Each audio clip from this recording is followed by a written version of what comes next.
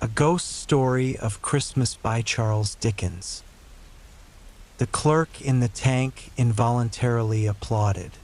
Becoming immediately sensible of the impropriety, he poked the fire and extinguished the last frail spark forever. "Let me hear another sound from you," said Scrooge, "and you'll keep your Christmas by losing your situation.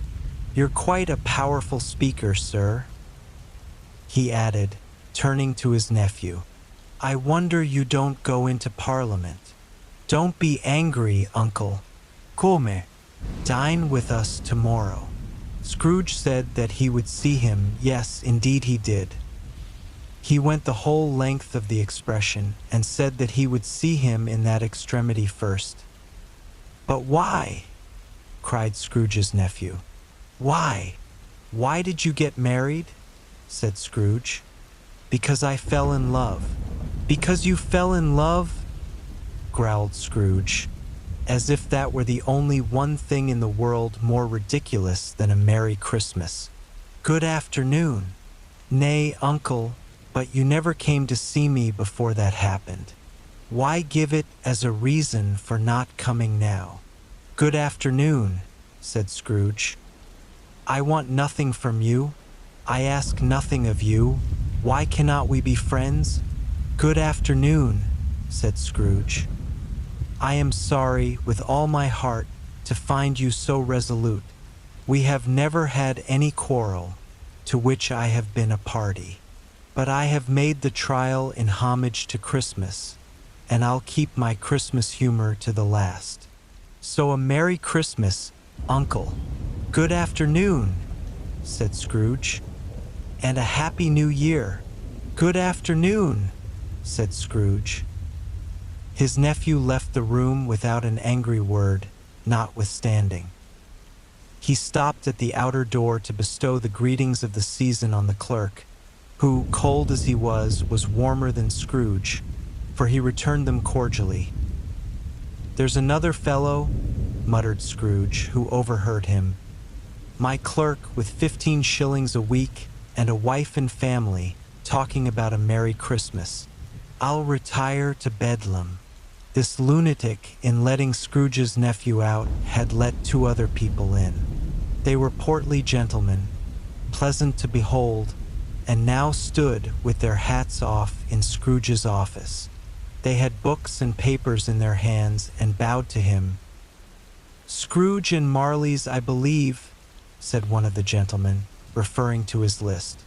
"Have I the pleasure of addressing Mr. Scrooge or Mr. Marley?" "Mr. Marley has been dead these 7 years," Scrooge replied. "He died 7 years ago, this very night. We have no doubt his liberality is well represented by his surviving partner," said the gentleman, presenting his credentials that it certainly was, for they had been 2 kindred spirits.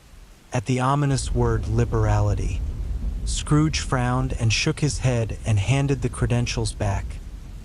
"At this festive season of the year, Mr. Scrooge," said the gentleman, taking up a pen, "it is more than usually desirable that we should make some slight provision for the poor and destitute, who suffer greatly at the present time. Many thousands are in want of common necessaries. Hundreds of thousands are in want of common comforts, sir." "Are there no prisons?" asked Scrooge. "Plenty of prisons," said the gentleman, laying down the pen again. "And the Union workhouses?" demanded Scrooge. "Are they still in operation?" "They are. Still," returned the gentleman. "I wish I could say they were not. The treadmill and the poor law are in full vigor then?" said Scrooge. "Both very busy, sir." "Oh, I was afraid, from what you said at first, that something had occurred to stop them in their useful course," said Scrooge. "I'm very glad to hear it. Under the impression that they scarcely furnish Christian cheer of mind or body to the multitude," returned the gentleman. "A few of us are endeavoring to raise a fund to buy the poor some meat and drink and means of warmth. We choose this time because it is a time of all others, when want is keenly felt and abundance rejoices. What shall I put you down for? Nothing, Scrooge replied. You wish to be anonymous? I wish to be left alone, said Scrooge. Since you ask me what I wish, gentlemen, that is my answer. I don't make merry myself at Christmas, and I can't afford to make idle people merry. I help to support the establishments I have mentioned. They cost enough, and those who are badly off must go there. Many can't go there, and many would rather die. If they would rather die, said Scrooge, they had better do it and decrease the surplus population. Besides, excuse me, I don't know that, but you might know it, observed the gentleman. It's not my business, Scrooge returned. It's enough for a man to understand his own business, and not to interfere with other people's. Mine occupies me constantly. Good afternoon, gentlemen. Seeing clearly that it would be useless to pursue their point, the gentleman withdrew. Scrooge resumed his labors with an improved opinion of himself, and in a more facetious temper than was usual with him. Meanwhile, the fog and darkness thickened so that people ran about with flaring links, proffering their services to go before horses and carriages and conduct them on their way. The ancient tower of a church, whose gruff old bell was always peeping slyly down at Scrooge out of a Gothic window in the wall, became invisible and struck the hours and quarters in the clouds, with tremulous vibrations afterwards, as if its teeth were chattering in its frozen head up there. The cold became intense. In the main street, at the corner of the court, some laborers were repairing the gas pipes, and had lighted a great fire in a brazier, round which a party of ragged men and boys were gathered, warming their hands and winking their eyes before the blaze in rapture. The water plug being left in solitude, its overflowing sullenly congealed and turned to misanthropic ice. The brightness of the shops where holly sprigs and berries crackled in the lamp heat of the windows made pale faces ruddy as they passed. Poulterers' and grocers' trades became a splendid joke, a glorious pageant, with which it was next to impossible to believe that such dull principles as bargain and sale had anything to do. The Lord Mayor, in the stronghold of the mighty mansion house, gave orders to his 50 cooks and butlers to keep Christmas as a Lord Mayor's household should. And even the little tailor, whom he had fined 5 shillings on the previous Monday for being drunk and bloodthirsty in the streets, stirred up tomorrow's pudding in his garret, while his lean wife and the baby sallied out to buy the beef, foggier yet and colder, piercing, searching, biting cold. If the good St. Dunstan had but nipped the evil spirit's nose with a touch of such weather as that, instead of using his familiar weapons, then indeed he would have roared to lusty purpose. The owner of one scant young nose, gnawed and mumbled by the hungry cold as bones are gnawed by dogs, stooped down at Scrooge's keyhole to regale him with a Christmas carol. But at the first sound of "God bless you, merry gentlemen, may nothing you dismay," Scrooge seized the ruler with such energy of action that the singer fled in terror, leaving the keyhole to the fog and even more congenial frost till length the hour of shutting up the counting-house arrived. With an ill-will, Scrooge dismounted from his stool and tacitly admitted the fact to the expectant clerk in the tank, who instantly snuffed his candle out and put on his hat. "You'll want all day tomorrow, I suppose?" said Scrooge. "If quite convenient, sir." "It's not convenient," said Scrooge, "and it's not fair. If I was to stop half a crown for it, you'd think yourself ill-used, I'll be bound." The clerk smiled faintly. "And yet," said Scrooge, "you don't think me ill-used when I pay a day's wages for no work." The clerk observed that it was only once a year. "A poor excuse for picking a man's pocket every 25th of December," said Scrooge, buttoning his greatcoat to the chin. "But I suppose you must have the whole day. Be here all the earlier next morning." The clerk promised that he would, and Scrooge walked out with a growl. The office was closed in a twinkling, and the clerk, with the long ends of his white comforter dangling below his waist, for he boasted no greatcoat, went down a slide on Cornhill at the end of a lane of boys 20 times in honor of its being Christmas Eve, and then ran home to Camden Town as hard as he could pelt, to play at blindman's buff. Scrooge took his melancholy dinner in his usual melancholy tavern, and having read all the newspapers, and beguiled the rest of the evening with his banker's book, went home to bed.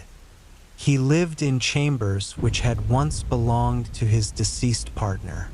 They were a gloomy suite of rooms in a lowering pile of building up a yard, where it had so little business to be that one could scarcely help fancying it must have run there when it was a young house, playing at hide and seek with other houses, and forgotten the way out again.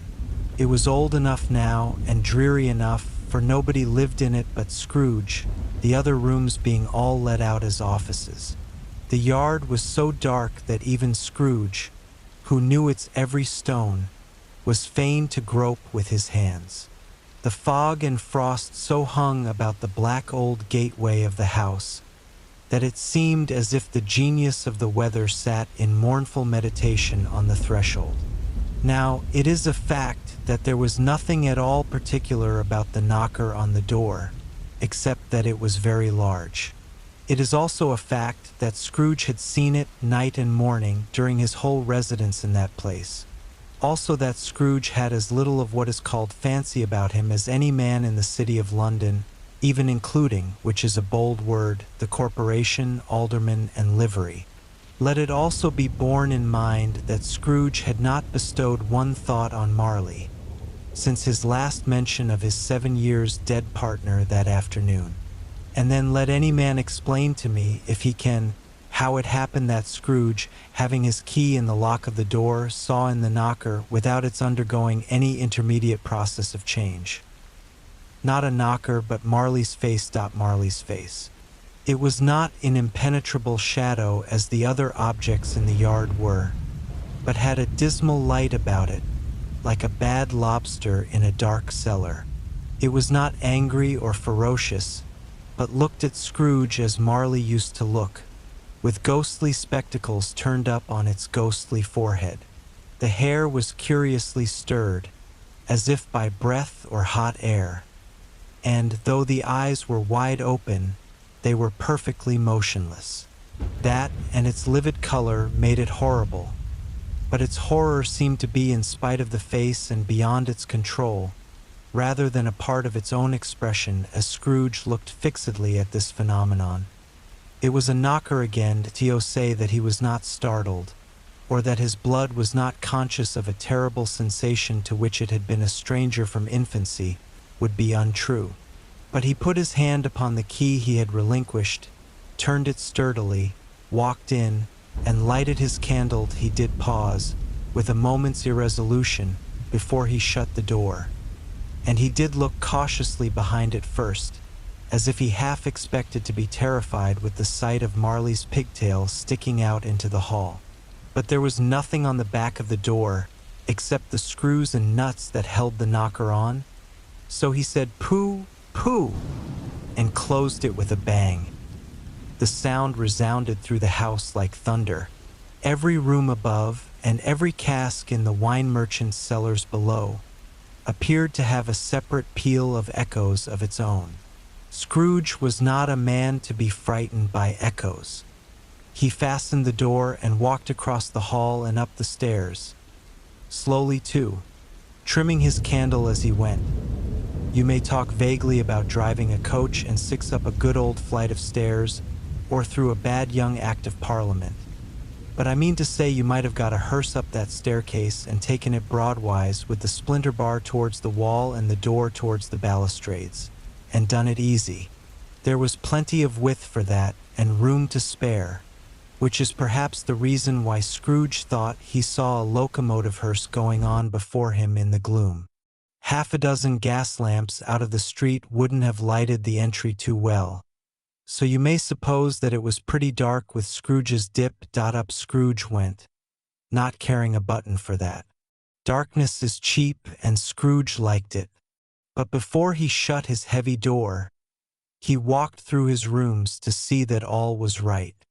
He had just enough recollection of the face to desire to do that. Sitting room, bedroom, lumber room, all as they should be. Nobody under the table, nobody under the sofa. A small fire in the grate, spoon and basin ready, and the little saucepan of gruel. Scrooge had a cold in his head upon the hob. Nobody under the bed, nobody in the closet, nobody in his dressing gown, which was hanging up in a suspicious attitude against the wall. Lumber room as usual. Old fireguard, old shoes, 2 fish baskets, washing stand on 3 legs, and a poker. Quite satisfied, he closed his door and locked himself in. Double-locked himself in, which was not his custom. Thus secured against surprise, he took off his cravat, put on his dressing gown and slippers and his nightcap, and sat down before the fire to take his gruel. It was a very low fire indeed. Nothing on such a bitter night. He was obliged to sit close to it and brood over it before he could extract the least sensation of warmth from such a handful of fuel. The fireplace was an old one, built by some Dutch merchant long ago, and paved all round with quaint Dutch tiles, designed to illustrate the scriptures. There were Cains and Abels, Pharaoh's daughters, queens of Sheba, angelic messengers descending through the air on clouds like featherbeds, Abrahams, Belshazzars, apostles putting off to sea in butterboats, hundreds of figures to attract his thoughts. And yet that face of Marley, 7 years dead, came like the ancient prophet's rod and swallowed up the whole. If each smooth tile had been a blank at first, with power to shape some picture on its surface from the disjointed fragments of his thoughts, there would have been a copy of old Marley's head on every one. "Humbug!" said Scrooge, and walked across the room. After several turns, he sat down again. As he threw his head back in the chair, his glance happened to rest upon a bell, a disused bell, that hung in the room, and communicated for some purpose now forgotten with a chamber in the highest story of the building. It was with great astonishment, and with a strange, inexplicable dread, that as he looked, he saw this bell begin to swing. It swung so softly in the outset that it scarcely made a sound, but soon it rang out loudly, and so did every bell in the house. This might have lasted half a minute or a minute, but it seemed an hour. The bells ceased as they had begun, together. They were succeeded by a clanking noise, deep down below, as if some person were dragging a heavy chain over the casks in the wine merchant's cellar. Scrooge then remembered to have heard that ghosts in haunted houses were described as dragging chains. The cellar door flew open with a booming sound, and then he heard the noise much louder on the floors below. Then coming up the stairs, then coming straight towards his door. "It's humbug still," said Scrooge. "I won't believe it." His color changed, though, when, without a pause, it came on through the heavy door and passed into the room before his eyes. Upon its coming in, the dying flame leaped up as though it cried, "I know him, Marley's ghost," and fell again. The same face, the very same. Marley in his pigtail, usual waistcoat, tights, and boots, the tassels on the latter bristling like his pigtail and his coat skirts and the hair upon his head. The chain he drew was clasped about his middle. It was long and wound about him like a tail, and it was made, for Scrooge observed it closely, of cash boxes, keys, padlocks, ledgers, deeds, and heavy purses wrought in steel. His body was transparent, so that Scrooge, observing him and looking through his waistcoat, could see the 2 buttons on his coat behind. Scrooge had often heard it said that Marley had no bowels, but he had never believed it until now, nor did he believe it even now. Though he looked the phantom through and through and saw it standing before him, though he felt the chilling influence of its death-cold eyes, and marked the very texture of the folded kerchief bound about its head and chin, which wrapper he had not observed before, he was still incredulous and fought against his senses. "How now?" said Scrooge, caustic and cold as ever. "What do you want with me?" "Much." Marley's voice. "No doubt about it." "Who are you?" "Ask me who I was." "Who were you then?" said Scrooge, raising his voice. "You're particular for a shade." He was going to say to a shade, but substituted this as more appropriate. "In life I was your partner, Jacob Marley. Can you sit down?" asked Scrooge, looking doubtfully at him. "I can." "Do it, then." Scrooge asked the question because he didn't know whether a ghost so transparent might find himself in a condition to take a chair, and felt that in the event of its being impossible, it might involve the necessity of an embarrassing explanation. But the ghost sat down on the opposite side of the fireplace, as if he were quite used to it. "You don't believe in me?" observed the ghost. "I don't," said Scrooge. "What evidence would you have of my reality beyond that of your senses?" "I don't know," said Scrooge. "Why do you doubt your senses?" "Because," said Scrooge, "a little thing affects them. A slight disorder of the stomach makes them cheats. You may be an undigested bit of beef, a blot of mustard, a crumb of cheese, a fragment of an underdone potato. There's more of gravy than of grave about you, whatever you are." Scrooge was not much in the habit of cracking jokes, nor did he feel, in his heart, by any means waggish then. The truth is that he tried to be smart, as a means of distracting his own attention and keeping down his terror. For the spectre's voice disturbed the very marrow in his bones to sit, staring at those fixed glazed eyes, in silence for a moment, would play, Scrooge felt, the very deuce with him. There was something very awful, too, in the spectre's being provided with an infernal atmosphere of its own. Scrooge could not feel it himself, but this was clearly the case.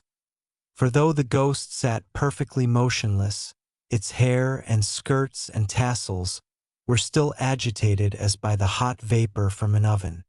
"You see this toothpick?" said Scrooge, returning quickly to the charge, for the reason just assigned, and wishing, though it were only for a second, to divert the vision's stony gaze from himself. "I do," replied the ghost. "You are not looking at it," said Scrooge. "But I see it," said the ghost, notwithstanding. "Well," returned Scrooge, "I have but to swallow this, and be for the rest of my days persecuted by a legion of goblins, all of my own creation. Humbug, I tell you, humbug!" At this the spirit raised a frightful cry, and shook its chain with such a dismal and appalling noise, that Scrooge held on tight to his chair, to save himself from falling in a swoon. But how much greater was his horror, when the phantom, taking off the bandage round its head, as if it were too warm to wear indoors, its lower jaw dropped down upon its breast. Scrooge fell upon his knees, and clasped his hands before his face. "Mercy!" he said. "Dreadful apparition! Why do you trouble me?"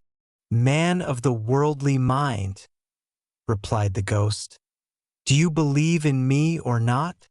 "I do," said Scrooge. "I must. But why do spirits walk the earth, and why do they come to me?" "It is required of every man," the ghost returned, "that the spirit within him should walk abroad among his fellow men, and travel far and wide. And if that spirit goes not forth in life, it is condemned to do so after death. It is doomed to wander through the world. Oh, woe is me! And witness what it cannot share, but might have shared on earth and turned to happiness." Again the spectre raised a cry, and shook its chain and wrung its shadowy hands. "You are fettered," said Scrooge, trembling. "Tell me why." "I wear the chain I forged in life," replied the ghost. "I made it link by link and yard by yard. I girded it on of my own free will, and of my own free will I wore it. Is its pattern strange to you?" Scrooge trembled more and more. "Or would you know," pursued the ghost, "the weight and length of the strong coil you bear yourself? It was full as heavy and as long as this 7 Christmas Eves ago. You have labored on it since. It is a ponderous chain." Scrooge glanced about him on the floor, in the expectation of finding himself surrounded by some 50 or 60 fathoms of iron cable. But he could see nothing. "Jacob," he said imploringly. "Old Jacob Marley, tell me more. Speak comfort to me, Jacob." "I have none to give," the ghost replied. "It comes from other regions, Ebenezer Scrooge, and is conveyed by other ministers to other kinds of men. Nor can I tell you what I would. A very little more is all permitted to me. I cannot rest, I cannot stay, I cannot linger anywhere. My spirit never walked beyond our counting house. Mark me. In life my spirit never roved beyond the narrow limits of our money-changing hole, and weary journeys lie before me. It was a habit with Scrooge, whenever he became thoughtful, to put his hands in his breeches pockets. Pondering on what the ghost had said, he did so now, but without lifting up his eyes or getting off his knees. "You must have been very slow about it, Jacob," Scrooge observed in a businesslike manner, though with humility and deference. "Slow," the ghost repeated. "7 years dead," mused Scrooge, "and traveling all the time." "The whole time," said the ghost. "No rest, no peace. Incessant torture of remorse." "You travel fast?" said Scrooge. "On the wings of the wind," replied the ghost. "You might have got over a great quantity of ground in 7 years," said Scrooge. The ghost, on hearing this, set up another cry, and clanked its chain so hideously in the dead silence of the night that the ward would have been justified in indicting it for a nuisance. "Oh, captive, bound, and double-ironed," cried the phantom, "not to know that ages of incessant labor by immortal creatures, for this earth must pass into eternity before the good of which it is susceptible is all developed. Not to know that any Christian spirit working kindly in its little sphere, whatever it may be, will find its mortal life too short for its vast means of usefulness. Not to know that no space of regret can make amends for one life's opportunity misused. Yet such was I. Oh, such was I. But you were always a good man of business, Jacob," faltered Scrooge, who now began to apply this to himself. "Business!" cried the ghost, wringing its hands again. "Mankind was my business. The common welfare was my business. Charity, mercy, forbearance, and benevolence were all my business. The dealings of my trade were but a drop of water in the comprehensive ocean of my business. It held up its chain at arm's length, as if that were the cause of all its unavailing grief, and flung it heavily upon the ground again. At this time of the rolling year, the spectre said, I suffer most. Why did I walk through crowds of fellow beings with my eyes turned down, and never raise them to that blessed star which led the wise men to a poor abode? Were there no poor homes to which its light would have conducted me? Scrooge was very much dismayed to hear the spectre going on at this rate, and began to quake exceedingly. "Hear me!" cried the ghost. "My time is nearly gone." "I will," said Scrooge, "but don't be hard upon me. Don't be flowery, Jacob. Pray, how it is that I appear before you in a shape that you can see, I may not tell. I have sat invisible beside you many and many a day. It was not an agreeable idea." Scrooge shivered and wiped the perspiration from his brow.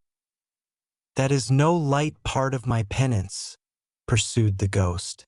"I am here tonight to warn you that you have yet a chance and hope of escaping my fate, a chance and hope of my procuring Ebenezer."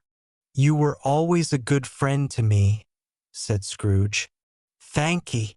You will be haunted," resumed the ghost, "by 3 spirits."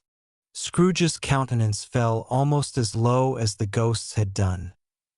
"Is that the chance and hope you mentioned, Jacob?" he demanded in a faltering voice. "It is. I think I'd rather not," said Scrooge. "Without their visits," said the ghost, "you cannot hope to shun the path I tread. Expect the first tomorrow, when the bell tolls 1. "Couldn't I take 'em all at once and have it over, Jacob?" hinted Scrooge. "Expect the second on the next night at the same hour, the third upon the next night when the last stroke of 12 has ceased to vibrate. Look to see me no more, and look that, for your own sake, you remember what has passed between us." When it had said these words, the spectre took its wrapper from the table and bound it round its head as before. Scrooge knew this by the smart sound its teeth made when the jaws were brought together by the bandage. He ventured to raise his eyes again and found his supernatural visitor confronting him in an erect attitude, with its chain wound over and about its arm. The apparition walked backward from him, and at every step it took, the window raised itself a little, so that when the spectre reached it, it was wide open that it beckoned Scrooge to approach, which he did. When they were within 2 paces of each other, Marley's ghost held up its hand, warning him to come no nearer. Scrooge stopped, not so much in obedience as in surprise and fear, for on the raising of the hand he became sensible of confused noises in the air, incoherent sounds of lamentation and regret, wailings inexpressibly sorrowful and self-accusatory. The spectre, after listening for a moment, joined in the mournful dirge, and floated out upon the bleak, dark night. Scrooge followed to the window, desperate in his curiosity. He looked out. The air was filled with phantoms, wandering hither and thither in restless haste, and moaning as they went. Every one of them wore chains like Marley's ghost. Some few, they might be guilty governments, were linked together. None were free. Many had been personally known to Scrooge in their lives. He had been quite familiar with one old ghost, in a white waistcoat, with a monstrous iron safe attached to its ankle, who cried piteously at being unable to assist a wretched woman with an infant, whom it saw below upon a doorstep. The misery with them all was, clearly, that they sought to interfere, for good, in human matters, and had lost the power forever. Whether these creatures faded into mist, or mist enshrouded them, he could not tell. But they and their spirit voices faded together, and the night became as it had been when he walked home. Scrooge closed the window, and examined the door by which the ghost had entered. It was double-locked, as he had locked it with his own hands, and the bolts were undisturbed.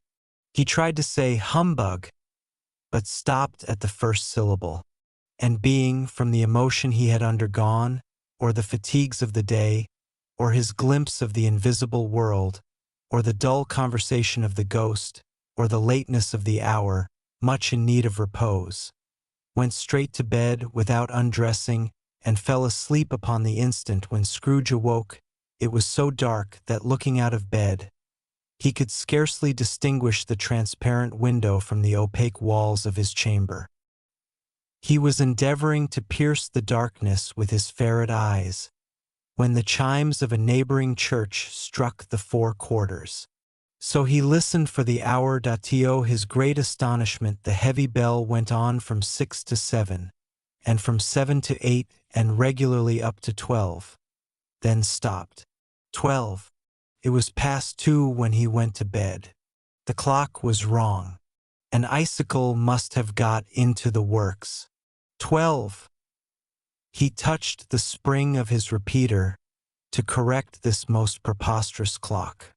Its rapid little pulse beat 12, and stopped. "Why, it isn't possible," said Scrooge, "that I can have slept through a whole day and far into another night. It isn't possible that anything has happened to the sun, and this is 12 at noon." The idea being an alarming one, he scrambled out of bed and groped his way to the window. He was obliged to rub the frost off with the sleeve of his dressing gown before he could see anything, and could see very little then. All he could make out was that it was still very foggy and extremely cold, and that there was no noise of people running to and fro, and making a great stir, as there unquestionably would have been if night had beaten off bright day, and taken possession of the world.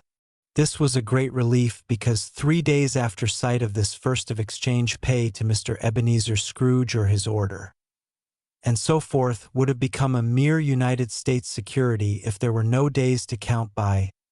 Scrooge went to bed again, and thought and thought, and thought it over and over and over, and could make nothing of it. The more he thought, the more perplexed he was, and the more he endeavored not to think, the more he thought. Marley's ghost bothered him exceedingly. Every time he resolved within himself, after mature inquiry, that it was all a dream, his mind flew back again, like a strong spring released, to its first position, and presented the same problem to be worked all through. Was it a dream or not? Scrooge lay in this state until the chime had gone 3 quarters more, when he remembered on a sudden that the ghost had warned him of a visitation when the bell tolled 1. He resolved to lie awake until the hour was past, and, considering that he could no more go to sleep than go to heaven, this was perhaps the wisest resolution in his power. The quarter was so long that he was more than once convinced he must have sunk into a doze unconsciously, and missed the clock. At length it broke upon his listening ear. "Ding dong! A quarter past," said Scrooge, counting. "Ding dong! Half past," said Scrooge. "Ding dong! A quarter to it," said Scrooge. "Ding dong! The hour itself," said Scrooge triumphantly, "and nothing else." He spoke before the hour bell sounded, which it now did with a deep, dull, hollow, melancholy one. Light flashed up in the room upon the instant, and the curtains of his bed were drawn. The curtains of his bed were drawn aside, I tell you, by a hand. Not the curtains at his feet, nor the curtains at his back, but those to which his face was addressed. The curtains of his bed were drawn aside, and Scrooge, starting up into a half-recumbent attitude, found himself face to face with the unearthly visitor who drew them, as close to it as I am now to you, and I am standing in the spirit at your elbow. It was a strange figure, like a child, yet not so like a child as like an old man, viewed through some supernatural medium, which gave him the appearance of having receded from the view, and being diminished to a child's proportions. Its hair, which hung about its neck and down its back, was white as if with age, and yet the face had not a wrinkle in it, and the tenderest bloom was on the skin. The arms were very long and muscular, the hands the same, as if its hold were of uncommon strength. Its legs and feet, most delicately formed, were, like those upper members, bare. It wore a tunic of the purest white, and round its waist was bound a lustrous belt, the sheen of which was beautiful. It held a branch of fresh green holly in its hand, and, in singular contradiction of that wintry emblem, had its dress trimmed with summer flowers. But the strangest thing about it was, that from the crown of its head there sprung a bright clear jet of light, by which all this was visible, and which was doubtless the occasion of its using, in its duller moments, a great extinguisher for a cap, which it now held under its arm. Even this, though, when Scrooge looked at it with increasing steadiness, was not its strangest quality. For as its belt sparkled and glittered now in one part and now in another, and what was light one instant at another time was dark, so the figure itself fluctuated in its distinctness, being now a thing with one arm, now with one leg, now with 20 legs, now a pair of legs without a head, now a head without a body, of which dissolving parts no outline would be visible in the dense gloom wherein they melted away. And in the very wonder of this, it would be itself again, distinct and clear as ever. "Are you the spirit, sir, whose coming was foretold to me?" asked Scrooge. "I am." The voice was soft and gentle, singularly low, as if instead of being so close beside him, it were at a distance. "Who, and what are you?" Scrooge demanded. "I am the ghost of Christmas past." "Long past?" inquired Scrooge, observant of its dwarfish stature. "No, your past." Perhaps Scrooge could not have told anybody why, if anybody could have asked him, but he had a special desire to see the spirit in his cap, and begged him to be covered. "What?" exclaimed the ghost. "Would you so soon put out with worldly hands the light I give? Is it not enough that you are one of those whose passions made this cap, and force me through whole trains of years to wear it low upon my brow?" Scrooge reverently disclaimed all intention to offend or any knowledge of having wilfully bonnet the spirit at any period of his life. He then made bold to inquire what business brought him there. "Your welfare," said the ghost. Scrooge expressed himself much obliged, but could not help thinking that a night of unbroken rest would have been more conducive to that end. The spirit must have heard him thinking, for it said immediately, "Your reclamation, then. Take heed." It put out its strong hand as it spoke, and clasped him gently by the arm. "Rise, and walk with me." It would have been in vain for Scrooge to plead that the weather and the hour were not adapted to pedestrian purposes, that bed was warm and the thermometer a long way below freezing, that he was clad but lightly in his slippers, dressing gown, and nightcap, and that he had a cold upon him at that time. The grasp, though gentle as a woman's hand, was not to be resisted. He rose, but finding that the spirit made towards the window, clasped his robe in supplication. "I am a mortal," Scrooge remonstrated, "and liable to fall." "Bear but a touch of my hand there," said the spirit, laying it upon his heart, "and you shall be upheld in more than this." As the words were spoken, they passed through the wall, and stood upon an open country road, with fields on either hand. The city had entirely vanished. Not a vestige of it was to be seen. The darkness and the mist had vanished with it, for it was a clear, cold winter day, with snow upon the ground. "Good heaven!" said Scrooge. clasping his hands together as he looked about him. "I was bred in this place. I was a boy here." The spirit gazed upon him mildly. Its gentle touch, though it had been light and instantaneous, appeared still present to the old man's sense of feeling. He was conscious of 1,000 odors floating in the air, each one connected with 1,000 thoughts, and hopes, and joys, and cares long, long forgotten. "Your lip is trembling," said the ghost. "And what is that upon your cheek?" Scrooge muttered with an unusual catching in his voice that it was a pimple, and begged the ghost to lead him where he would. "You recollect the way?"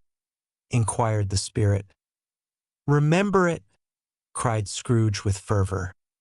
"I could walk it blindfold. Strange to have forgotten it for so many years," observed the ghost. "Let us go on." They walked along the road, Scrooge recognizing every gate and post and tree, until a little market town appeared in the distance, with its bridge, its church, and winding river. Some shaggy ponies now were seen trotting towards them with boys upon their backs, who called to other boys in country gigs and carts, driven by farmers. All these boys were in great spirits, and shouted to each other, until the broad fields were so full of merry music that the crisp air laughed to hear it. "These are but shadows of the things that have been," said the ghost. "They have no consciousness of us." The jocund travelers came on, and as they came, Scrooge knew and named them every one. Why was he rejoiced beyond all bounds to see them? Why did his cold eye glisten, and his heart leap up as they went past? Why was he filled with gladness when he heard them give each other Merry Christmas, as they parted at crossroads and byways, for their several homes? What was Merry Christmas to Scrooge? Out upon Merry Christmas! What good had it ever done to him? "The school is not quite deserted," said the ghost. "A solitary child, neglected by his friends, is left there still." Scrooge said he knew it, and he sobbed. They left the high road, by a well-remembered lane, and soon approached a mansion of dull red brick, with a little weathercock-surmounted cupola on the roof and a bell hanging in it. It was a large house, but one of broken fortunes, for the spacious offices were little used. Their walls were damp and mossy, their windows broken, and their gates decayed. Fowls clucked and strutted in the stables, and the coach houses and sheds were overrun with grass. Nor was it more retentive of its ancient state within. For entering the dreary hall, and glancing through the open doors of many rooms, they found them poorly furnished, cold, and vast. There was an earthy savor in the air, a chilly bareness in the place, which associated itself somehow with too much getting up by candlelight, and not too much to eat. They went, the ghost and Scrooge, across the hall to a door at the back of the house. It opened before them, and disclosed a long, bare, melancholy room, made barer still by lines of plain deal forms and desks. At one of these a lonely boy was reading near a feeble fire, and Scrooge sat down upon a form, and wept to see his poor forgotten self as he used to be, not a latent echo in the house, not a squeak and scuffle from the mice behind the paneling, not a drip from the half-thawed waterspout in the dull yard behind, not a sigh among the leafless boughs of one despondent poplar, not the idle swinging of an empty storehouse door, no, not a clicking in the fire, but fell upon the heart of Scrooge with a softening influence, and gave a freer passage to his tears. The spirit touched him on the arm, and pointed to his younger self, intent upon his reading. Suddenly a man in foreign garments, wonderfully real and distinct to look at, stood outside the window with an axe stuck in his belt, and leading by the bridle an ass laden with wood. "Why, it's Ali Baba!" Scrooge exclaimed in ecstasy. "It's dear old honest Ali Baba. Yes, yes, I know. One Christmas time, when yonder solitary child was left here all alone, he did come, for the first time, just like that. Poor boy! And Valentine," said Scrooge, "and his wild brother Orson, there they go. And what's his name, who was put down in his drawers, asleep at the gate of Damascus? Don't you see him? And the Sultan's groom turned upside down by the genii, there he is upon his head. Serve him right. I'm glad of it. What business had he to be married to the princess?" To hear Scrooge expending all the earnestness of his nature on such subjects, in a most extraordinary voice between laughing and crying, and to see his heightened and excited face, would have been a surprise to his business friends in the city, indeed. "There's the parrot!" cried Scrooge. "Green body and yellow tail, with a thing like a lettuce growing out of the top of his head. There he is. Poor Robin Crusoe, he called him, when he came home again after sailing round the island. Poor Robin Crusoe! Where have you been, Robin Crusoe?" The man thought he was dreaming, but he wasn't. It was the parrot, you know. There goes Friday, running for his life to the little creek. "Hullo! Hope! Halloo!" Then, with a rapidity of transition very foreign to his usual character, he said, in pity for his former self, "Poor boy!" and cried again. "I wish," Scrooge muttered, putting his hand in his pocket and looking about him after drying his eyes with his cuff. "But it's too late now." "What is the matter?" asked the spirit. "Nothing," said Scrooge. "Nothing. There was a boy singing a Christmas carol at my door last night. I should like to have given him something. That's all." The ghost smiled thoughtfully and waved its hand, saying as it did so, "Let us see another Christmas." Scrooge's former self grew larger at the words, and the room became a little darker and more dirty. The panels shrunk, the windows cracked. Fragments of plaster fell out of the ceiling, and the naked laths were shown instead. But how all this was brought about, Scrooge knew no more than you do.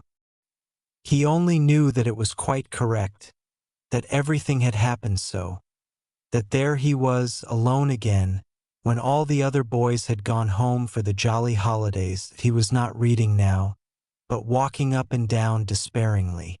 Scrooge looked at the ghost, and with a mournful shaking of his head, glanced anxiously towards the door that it opened. And a little girl, much younger than the boy, came darting in, and putting her arms about his neck, and often kissing him, addressed him as her dear, dear brother. "I have come to bring you home, dear brother," said the child, clapping her tiny hands and bending down to laugh. "To bring you home, home, home." "Home, little Fan?" returned the boy.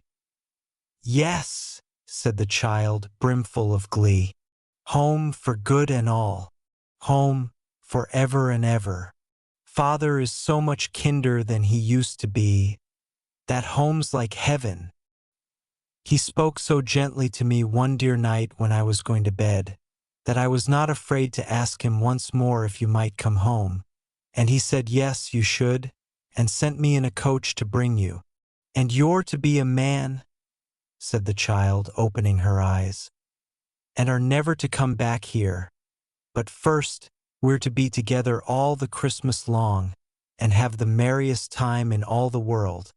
"You are quite a woman, little Fan," exclaimed the boy. She clapped her hands and laughed, and tried to touch his head, but being too little, laughed again, and stood on tiptoe to embrace him. Then she began to drag him, in her childish eagerness, towards the door, and he, nothing loath to go, accompanied her, that a terrible voice in the hall cried, "Bring down Master Scrooge's box, there!"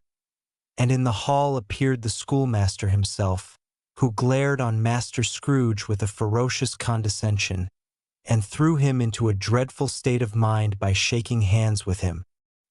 He then conveyed him and his sister into the veriest old well of a shivering best parlor that ever was seen, where the maps upon the wall, and the celestial and terrestrial globes in the windows, were waxy with cold. Here he produced a decanter of curiously light wine, and a block of curiously heavy cake, and administered installments of those dainties to the young people, at the same time sending out a meager servant to offer a glass of something to the postboy, who answered that he thanked the gentleman, but if it was the same tap as he had tasted before, he had rather not. Master Scrooge's trunk being by this time tied on to the top of the chaise, the children bade the schoolmaster good-bye right willingly, and getting into it, drove gaily down the garden sweep, the quick wheels dashing the hoarfrost and snow from off the dark leaves of the evergreens like spray. "Always a delicate creature, whom a breath might have withered," said the ghost. "But she had a large heart." "So she had," cried Scrooge. "You're right. I will not gainsay it, spirit. God forbid." "She died a woman," said the ghost, "and had, as I think, children." "One child," Scrooge returned. "True," said the ghost. "Your nephew." Scrooge seemed uneasy in his mind, and answered briefly, "Yes." Although they had but that moment left the school behind them, they were now in the busy thoroughfares of a city, where shadowy passengers passed and repassed, where shadowy carts and coaches battled for the way, and all the strife and tumult of a real city were. It was made plain enough by the dressing of the shops that here too it was Christmas time again. But it was evening, and the streets were lighted up. The ghost stopped at a certain warehouse door, and asked Scrooge if he knew it. "Know it," said Scrooge. "Was I apprenticed here?" They went in, at sight of an old gentleman in a Welsh wig, sitting behind such a high desk, that if he had been 2 inches taller, he must have knocked his head against the ceiling. Scrooge cried in great excitement, "Why, it's old Fezziwig! Bless his heart! It's Fezziwig alive again!" Old Fezziwig laid down his pen, and looked up at the clock, which pointed to the hour of 7. He rubbed his hands, adjusted his capacious waistcoat, laughed all over himself, from his shoes to his organ of benevolence, and called out in a comfortable, oily, rich, fat, jovial voice, "Yo-ho there, Ebenezer, Dick." Scrooge's former self, now grown a young man, came briskly in, accompanied by his fellow-prentice. "Dick Wilkins, to be sure," said Scrooge to the ghost. "Bless me, yes, there he is. He was very much attached to me, was Dick. Poor Dick. Dear, dear." "Yo-ho, my boys," said Fezziwig. "No more work tonight. Christmas Eve, Dick. Christmas, Ebenezer. Let's have the shutters up," cried old Fezziwig with a sharp clap of his hands. "Before a man can say Jack Robinson, you wouldn't believe how those 2 fellows went at it. They charged into the street with the shutters. 1, 2, 3, had 'em up in their places. For 5, 6, barred 'em and pinned 'em. 7, 8, 9, and came back before you could have got to 12, panting like racehorses. "Hilly-ho!" cried old Fezziwig, skipping down from the high desk with wonderful agility. "Clear away, my lads, and let's have lots of room here. Illio, Dick, Chirrup, Ebenezer, clear away." There was nothing they wouldn't have cleared away, or couldn't have cleared away, with old Fezziwig looking on. It was done in a minute, Every movable was packed off as if it were dismissed from public life forevermore.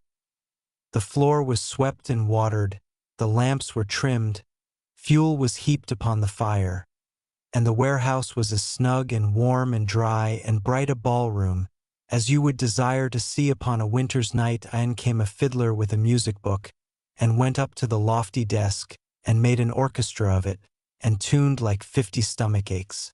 In came Mrs. Fezziwig, one vast substantial smile. In came the 3 Miss Fezziwigs, beaming and lovable. In came the 6 young followers whose hearts they broke. In came all the young men and women employed in the business. In came the housemaid with her cousin, the baker. In came the cook with her brother's particular friend, the milkman. In came the boy from over the way who was suspected of not having board enough from his master, trying to hide himself behind the girl from next door but one, who was proved to have had her ears pulled by her mistress. In they all came, one after another, some shyly, some boldly, some gracefully, some awkwardly, some pushing, some pulling. In they all came, anyhow and everyhow,